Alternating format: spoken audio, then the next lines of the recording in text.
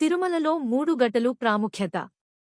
తిరుమలలో మొదటి గంట నైవేద్యం, సుప్రభాత సేవ, అభిషేకాలు, కొలువు, సహస్రనామార్చనల తర్వాత శయన మంటపాన్ని శుభ్రం చేసి బంగారు వాకిలి తలుపులు మూస్తారు. తిరుమామణి మంటపంలో 2 సార్లు గంటలు మోగిస్తారు.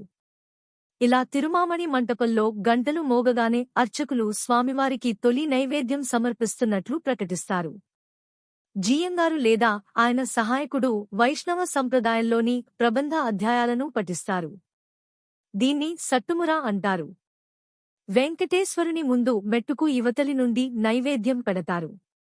స్వామివారికి నైవేద్యంగా పులిహోర, దద్దోజనం, లడ్డూలు, వడలు, పొంగలి, చక్రపొంగలి, అప్పాలు, పోడీలు నివేదిస్తారు. నైవేద్యం స్వామివారికే కాకుండా విశ్వక్సేనుడు, గరుడు, నిత్యాసురులకు కూడా నివేదిస్తారు. ఇలా గంటలు మోగించి నైవేద్యం సమర్పించడాన్ని వ్యవహారంలో మొదటి గంట లేదా ఆలయ మొదటి గంట అంటారు. తిరుమలలో రెండో గంట అర్చన. తిరుమలేసుని దేవాలయంలో అష్టోత్తర శతనామార్చన తర్వాత రెండో గంట మోగిస్తారు. ఈ సంప్రదాయాన్ని రెండో గంట లేదా అపరాహ్న పూజ అంటారు. ఇలా రెండో గంట మోగించినప్పుడు స్వామివారికి రెండోసారి నైవేద్యం సమర్పిస్తారు. రెండోసారి జరిగే ఈ అర్చనలో వరాహపురాణం లోని శ్రీ వెంకటేశ్వరుని నామావళిని జపిస్తారు.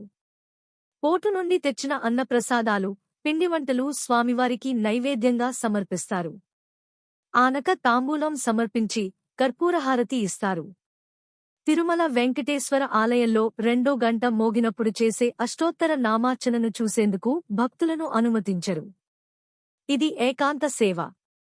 ప్రత్యేక సేవల కోసం టికెట్లు కొనుక్కున్న భక్తులు నివేదించిన చెరుపులు, పులిహోర, దద్దోజనం, పన్యారాలు, లడ్డూలు మొదలైన నైవేద్యాలను తిరుమల వెంకటేశ్వరునికి సమర్పిస్తారు.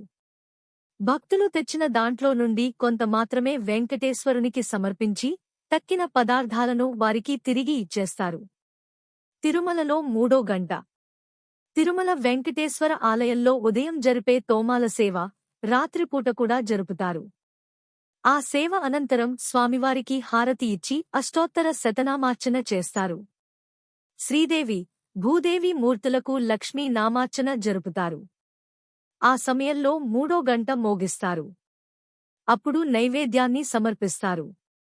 అనంతరం సర్వదర్శనం తిరిగి ప్రారంభమవుతుంది.